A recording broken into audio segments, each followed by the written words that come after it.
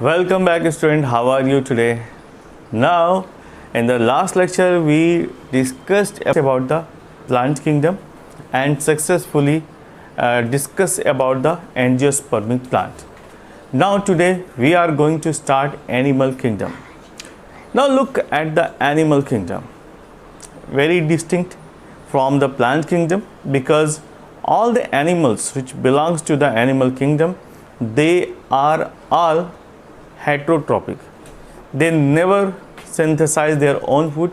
They depends on the plants. Okay. So if we discuss about the animal kingdom, it is of two types. अगर हमें animal kingdom को समझना है तो हमें इसको दो हिस्सों में डिवाइड करना होगा. पहली बात तो वो सारे एनिमल्स जो इनवर्टिब्रेट्स होते हैं, जिनमें वर्टिब्रा कॉलम नहीं पाया जाता, जिनमें नोटोकॉर्ड नहीं पाया जाता, उनको हम इनवर्टिब्रेटा में रखते हैं. और वो दूसरे जिनमें नोटोकॉर्ड पाई जाती है, उनके लाइफ साइकिल में किसी भी पीरियड में उनको हम कॉर्डेटा कहते हैं. राइट. तो एनिमल किंगडम में हम स्टडी करने जा रहे हैं और एनिमल किंगडम की ख़ास बात ये है कि इसमें जो भी एनिमल्स पाए जाते हैं वो सभी हेट्रोट्रॉपिक्स होते हैं, अपने भोजन को खुद सिंथेसाइज नहीं करते और इनमें बहुत सारे वेरिएशंस भी पाए जाते हैं. तो look at the basic characteristic features. हम पहले बेसिक क्लासिफिकेशन स्टडी करेंगे, फिर उसके बाद हम फाइलम वाइज स्टडी करेंगे. Okay, so be ready.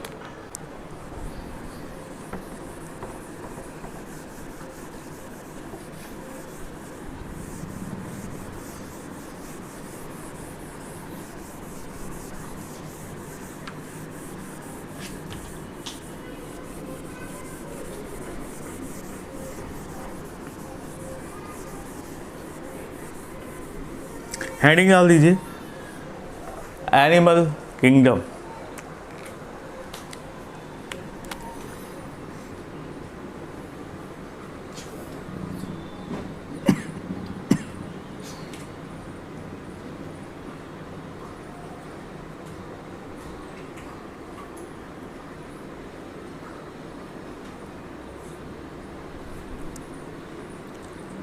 Animal kingdom. और इस एनिमल किंगडम में आज हम स्टडी करने जा रहे हैं. Now let us discuss about the basis of classification. हम एनिमल किंगडम को किस तरह से डिवाइड करते हैं, क्लासीफाई करते हैं. तो हेडिंग डाल देती है basis of classification.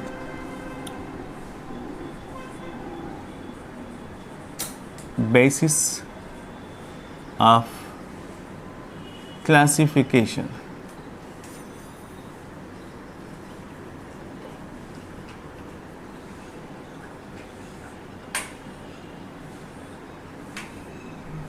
Okay, now let's see कुछ बेसिक फैक्ट जो क्लासिफिकेशन के लिए इम्पॉर्टेंट टूल का काम करते हैं. First of all, the arrangement of cells, body symmetry, nature of coelom, pattern of digestive system या डाइजेस्टिव ट्रैक्ट, सर्कुलेटरी सिस्टम और रिप्रोडक्टिव सिस्टम. ये कुछ ऐसे बेसिस हैं जो क्लासिफिकेशन में अहम भूमिका निभाते हैं. तो पहले हेडिंग डाल देते हैं लेवल ऑफ ऑर्गेनाइजेशन, कि बॉडी किस तरह से पाई जाती है.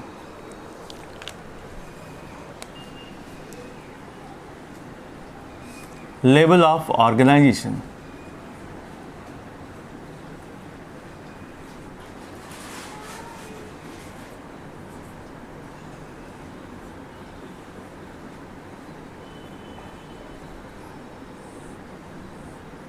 इसे हम फर्स्ट पार्ट कह सकते हैं क्लासिफिकेशन का, level of organisation.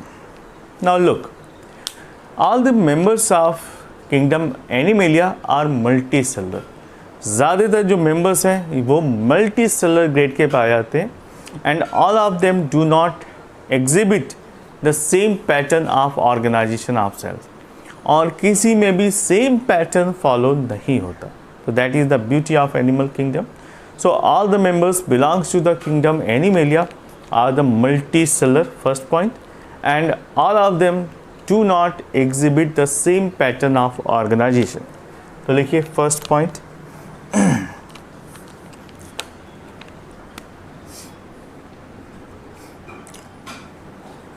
all the members of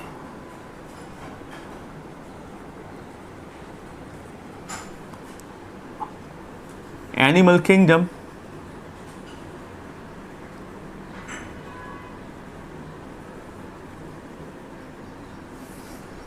have multicellular condition.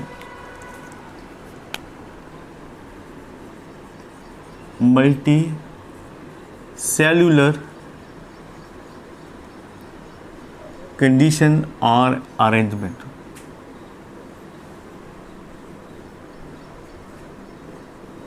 ठीक है, तो यहाँ पर मल्टी सेलुलर कंडीशन पाई जाती है।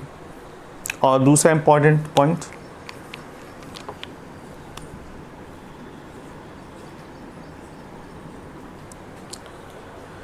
all the animals having multicellular condition do not exhibit the same pattern of organization.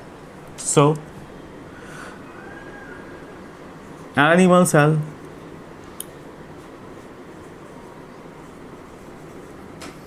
do not have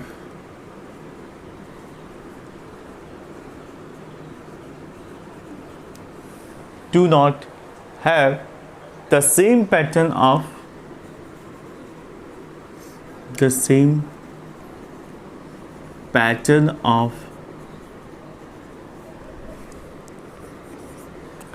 cellular organization या फिर organization of cell,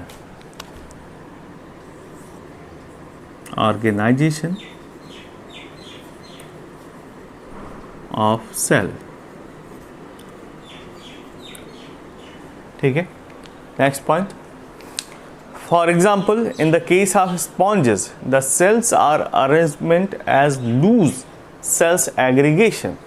अगर हम स्पॉन्जेस की बात करें तो वो मल्टी सेलर कंडीशन में एग्जिबिट करते हैं, बट जो सेल का अरेंजमेंट होता है वो लूज होता है और आपस में एकजुट होकर पाए जाते हैं, इसे एग्रीगेट मैनेजमेंट कहते हैं, और ये सेलुलर लेवल ऑफ ऑर्गेनाइजेशन को शो करते हैं।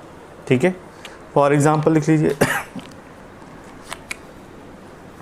For example Porifera, phylum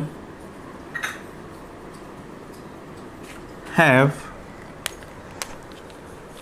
cellular level of organization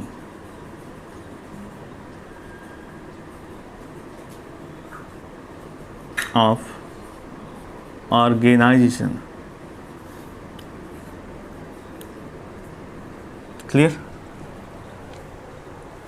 ये बात समझ में आ गई। नेक्स्ट आता है दूसरा एग्जाम्पल सिलेंट्रेटा का देखते हैं। तो सिलेंट्रेटा में arrangement of cell is more complex than the Porifera. Porifera के कंपैरिजन में यहाँ पर जो सेलुलर अरेंजमेंट है वो ज़्यादा कॉम्प्लेक्स पाए जाते हैं। In the case of Coelenterata it have a more complex arrangement of the cell. ठीक है, तो नेक्स्ट एग्जाम्पल लिख लीजिए,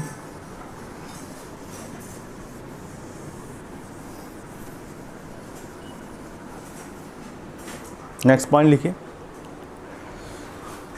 इन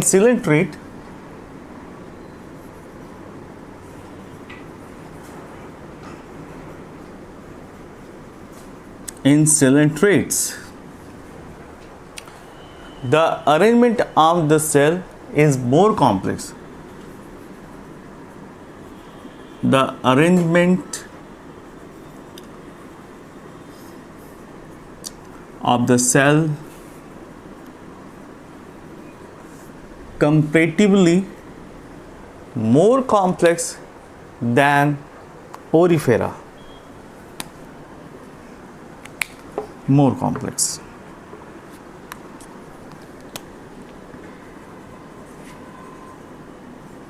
Complex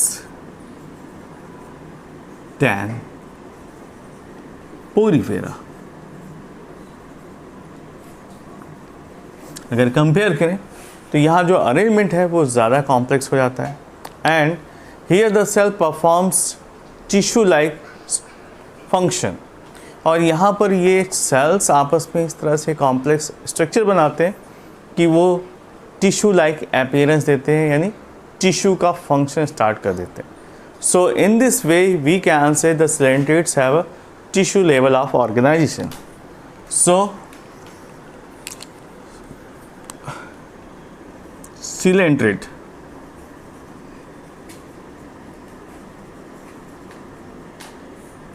have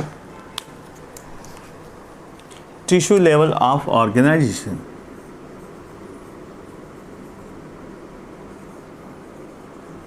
Tissue level of organization.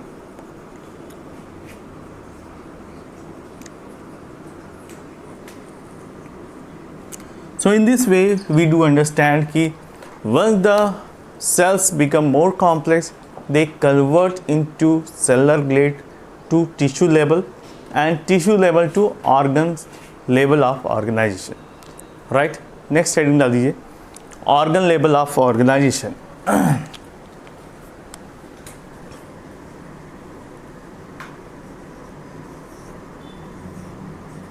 Organ level of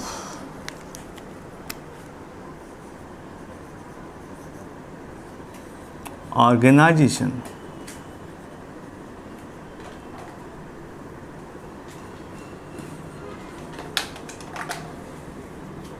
So the organ level of organization exhibit by the members of platyhelminthes and other higher animals. ठीक है, तो organ level of organisation आपको Platyhelminthes के बाद जितने members हैं higher level पे उन सभी में देखने को मिलता है।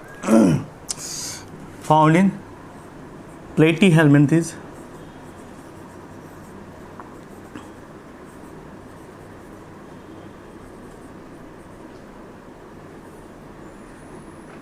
And higher, right. प्लेटीहेल्मिन्थेस और अदर दूसरे हायर जो फाइलम्स हैं वहाँ पर आपको ऑर्गन लेवल ऑफ ऑर्गेनाइजेशन देखने को मिलता है। And in this way the each specialised part और organs are found for the peculiar और पर्टिकुलर फंक्शन। तो ऑर्गन लेवल ऑफ ऑर्गेनाइजेशन में जो ऑर्गन्स हैं वो पर्टिकुलर वर्क के लिए असाइंड होते हैं। नाउ नेक्स्ट देखते हैं organ system of organisation. Fifth है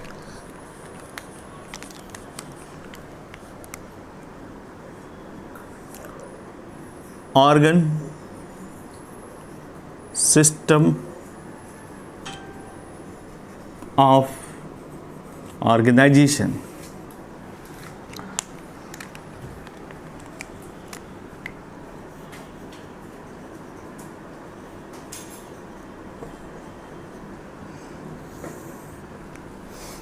ऑर्गन सिस्टम ऑफ ऑर्गेनाइजेशन में क्या पाया जाता है? Actually animals like Annelida, Arthropoda, Mollusca, Echinodermata and above all यहाँ पर ऑर्गन सिस्टम ऑफ ऑर्गेनाइजेशन पाया जाता है and it is associated to form functional system and each system is concern with the specific physiology या physiological organ system. तो organ system organisation में क्या पाया जाता है कि ये पर्टिकुलर सिस्टम का फॉर्मेशन करते हैं जो कि फंक्शनल होते हैं और स्पेसिफिक फिजियोलॉजी को परफॉर्म करते हैं, जैसे locomotory organ for the locomotion purpose, excretory organ system for the excretion and blood vascular system for the movement of blood और transportation of blood inside the body. तो organ system of organization ये पाया जाता है Annelida और इसके ऊपर जितने भी फाइलम्स पाए जाते हैं लाइक आर्थ्रोपोडा, मोलस्का, इकाइनोडर्मेटा, इन सभी में organ system level of organisation पाया जाता है। स्टार्टिंग कहाँ से होती है? That is very important. ये स्टार्टिंग हो जाती है एनिलिड से। So in the organ system is different group of animals exhibit various patterns of complexities. अलग अलग ऑर्गेनिज्म में, अलग अलग डिफरेंट एनिमल्स में organ system is different. For example, in the case of digestive system in the platyhelminthes member, it has only single opening to the outside of the body that serves as both mouth and anus. अगर हम platyhelminthes की बात करें तो एक ही opening पाई जाती है, यानी डाइजेस्टिव सिस्टम तो पाया जाता है लेकिन वो पूरी तरह से कंप्लीट नहीं होता. माउथ का भी पर्पज़ वो सॉल्व करता है और एनस का भी पर्पज़ सॉल्व करता है, क्योंकि बॉडी में सिर्फ एक ही ओपनिंग पाई जाती है, single opening. So this kind of digestive system is known as incomplete digestive system. So it also shows how the organ system level of organization is developing. ठीक है, ये किस तरह से धीरे धीरे डेवलप होकर पूरी तरह से मैच्योर या डेवलप्ड कंडीशन में आते हैं. नेक्स्ट आता है complete digestive system. In the case of complete digestive system there is two opening, यानी एक माउथ और दूसरी एनस. तो यहाँ पर सेपरेट ओपनिंग पाई जाती है जिसको हम कंप्लीट डाइजेस्टिव सिस्टम कहते हैं. तो इस पॉइंट को पॉइंट आउट कर लेते हैं, लिख लेते हैं.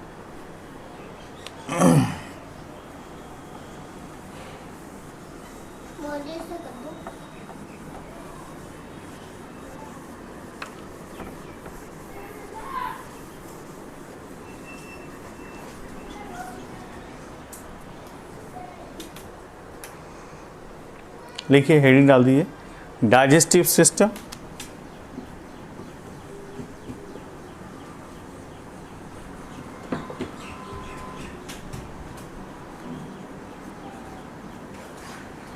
digestive system can be divided into two types.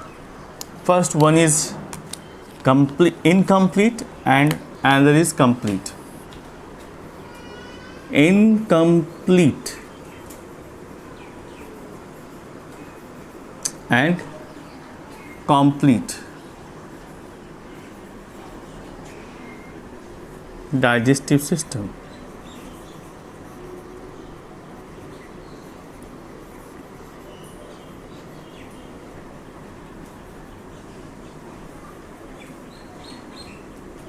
System.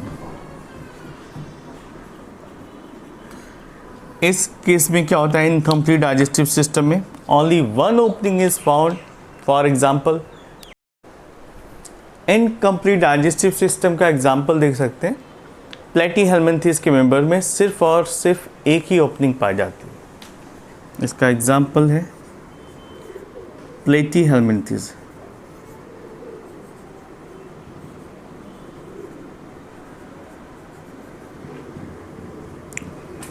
only one opening found, right? In the case of complete digestive system, there is a separate opening of mouth and anus. Separate opening of mouth and anus found. ठीक है, इसको कहते हैं complete digestive system. तो complete digestive system आपको देखने को किस में मिलता है, सभी members apart from the Platyhelminthes. Platyhelminthes group के ऊपर जो भी एनिमल्स पाए जाते हैं उन सभी में ऑलमोस्ट दोनों ही ओपनिंग पाई जाती है, जिसे हम कहते हैं complete digestive system. Digestive system के बाद आता है सर्कुलेटरी सिस्टम. हेडिंग डाल दीजिए, circulatory system.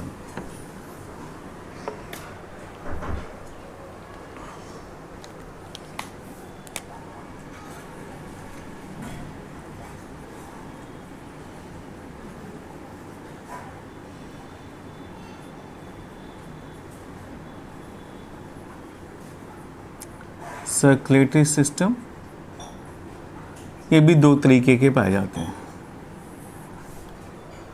The circulatory system is of two types. First is open and second one is closed.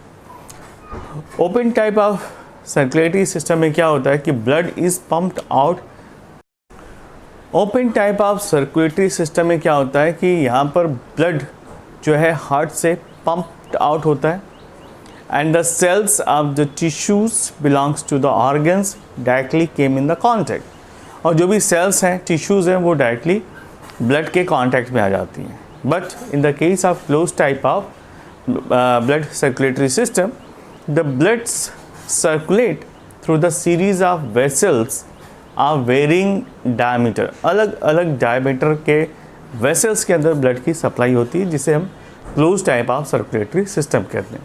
तो लिख लीजिए, it is of two types, open and closed type। open type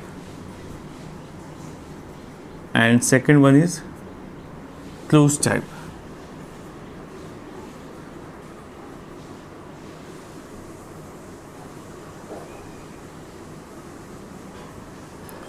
open type of vascular system having no vessels, जिसको simply आप लिख सकते हैं such type of blood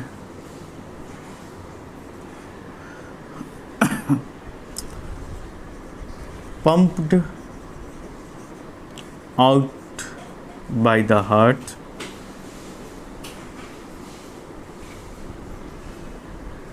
and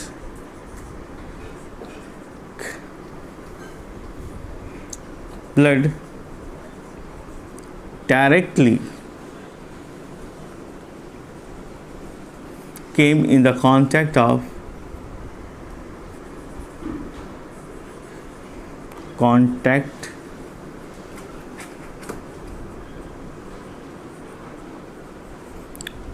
cells,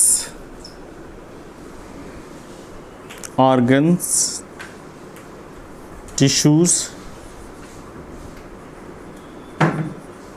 और organ. ठीक है, ये तीनों के डायरेक्टली संपर्क में आता है ब्लड, इसे हम कहते हैं open type of circulatory system. Now what will happen in the close type of circulatory system? Here the blood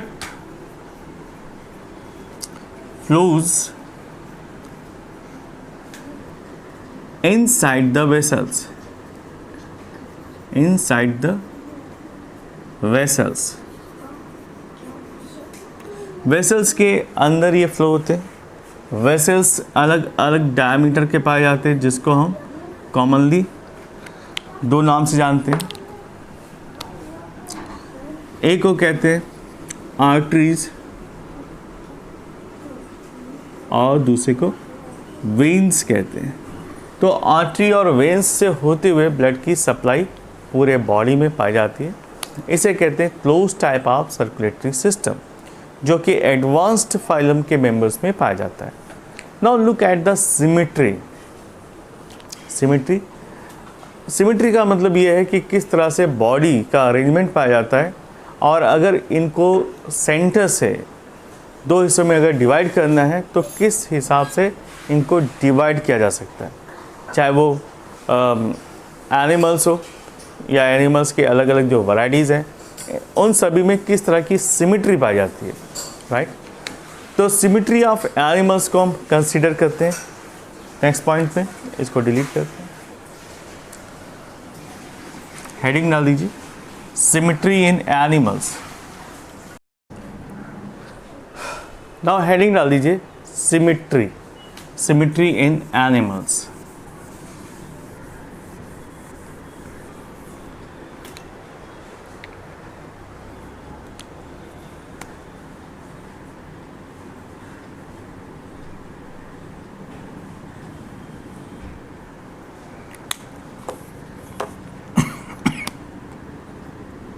Animals.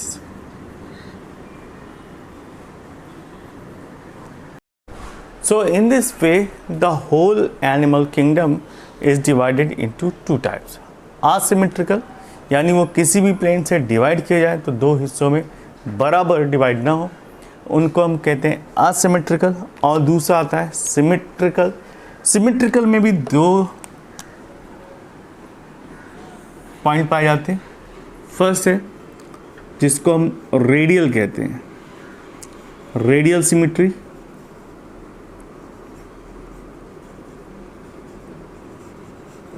यानी इनको किसी भी प्लेन से अगर कट किया जाए ये दो हिस्सों में बराबर डिवाइड होते हैं।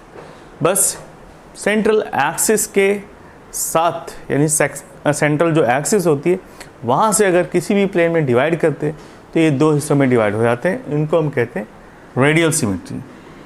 और दूसरा आता है by radial symmetry.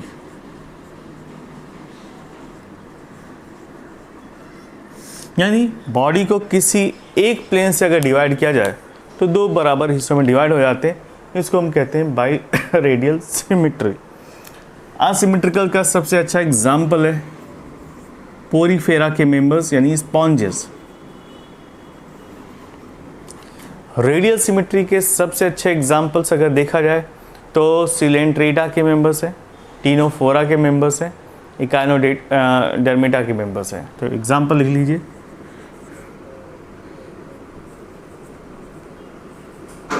Coelenterata, Echinodermata,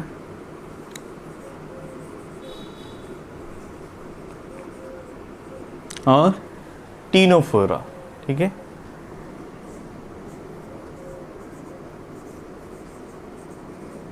phylum के मेंबर्स में रेडियल सिमेट्री पाई जाती है। और इन the case of bilateral symmetry आपको एनिलिडा में और आर्थ्रोपोडा के फाइलम में मिलता है। Annelida and arthropoda. ठीक है, ये वो फाइलम्स हैं जहाँ पर सिमेट्रिकल कंडीशन देखी जा सकती है। आसिमेट्रिकल स्पॉन्जेस, सिमेट्रिकल में रेडियल पाया जाता है सिलेंट्रेटा, इकाइनोडर्मेटा और टीनोफोरा में। बाइलेटरल रेडियल सिमेट्री एनिलिडा और आर्थ्रोपोडा के मेंबर्स में देखा जा सकता है। Right, as per the germ layer the whole animal kingdom can be classified into two. First one is diploplastic.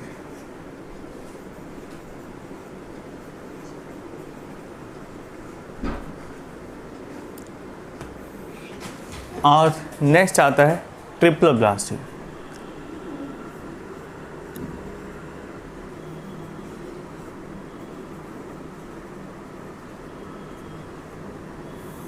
दो लेयर पाए जाते हैं, डिप्लो एंड ट्रिप्लो। डिप्लोब्लास्टिक के केस में क्या होता है कि the animals where the cells are arranged in two embryonic layers, जहाँ पर जो सेल्स हैं दो एम्ब्रियोनिक लेयर से मिलकर बने होते हैं। The body is made up of double layer. Diploblastic animals में क्या होता है कि सेल्स का अरेंजमेंट दो एम्ब्रियोनिक लेयर से मिलकर होता है। एक्सटर्नल पार्ट एक्टोडर्म के बने होते हैं जबकि इंटरनल पार्ट एंडोडर्म के बने होते हैं। So in between the two layers there is a gapping या अनडिफ्रेंशिएटेड लेयर्स पाए जाते हैं जिसको हम मीजोग्लिया कहते हैं। ठीक है, यहाँ पर लिखना external layer is made up of, किसकी बनी होती है, कौन सी, ectodermal embryonic layer, ectodermal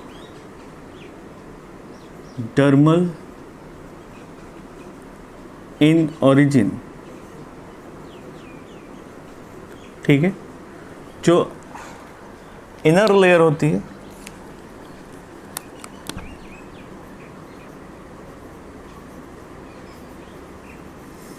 the inner layer is made up of by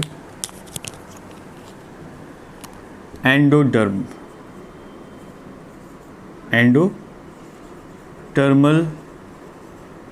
in origin. Okay, So in between both of the layers there is a undifferentiated part या layer जिसको हम मीज़ोग्लिया कहते हैं। तो मीज़ोग्लिया किसके बीच में पाई जाती है? एक्सटर्नल और इंटरनल लेयर के बीच में पाई जाती है, जिसको मीज़ोग्लिया कहते हैं। एक तरह की अनडिफरेंशिएटेड लेयर्स है जो दोनों लेयर के बीच में पाई जाती है। इसके एग्जाम्पल लिख लीजिए। इसके एग्जाम्पल है Porifera, phylum Porifera and Coelenterata. तो फाइलम पोरीफेरा और सिलेंट्रेटा के मेंबर्स के बीच में ये डिप्लोप्लास्टिक लेयर पाई जाती है।